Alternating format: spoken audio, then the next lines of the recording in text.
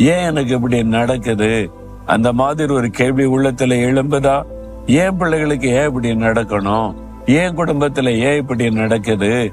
நான் ஆண்டவரை நேசிக்கிறேனே, ஜெபிக்கிறேனே, நான் கர்த்தரை தேடுறேனே, ஏன் என் வாழ்க்கையில இப்படி எல்லாம் நடக்கணும் அப்படின்னு நீங்க கலங்கி கொண்டிருக்கிறீங்களா?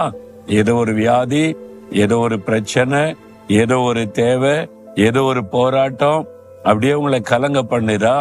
நீங்க ஆண்டவரிடத்துல அன்பா இருக்கிறீங்கல்ல, ஆண்டவர் சொல்றாரு, என் மகனே, என் மகளே, என்னிடத்தில் அன்பு கூறுகிற உனக்கு சகலமும் நன்மைக்கு எதுவாய் நடக்கிறது. முடிவு நன்மையா இருக்கும். இன்றைக்கு அது பாதிப்பு மாதிரி தெரியும், இன்றைக்கு வேதனை மாதிரி தெரியும், முடிவு நன்மையாயிருக்கும். நன்மையானதை நோக்கித்தான் இந்த பிரச்சனை உன்னை நகர்த்தி கொண்டிருக்கிறது.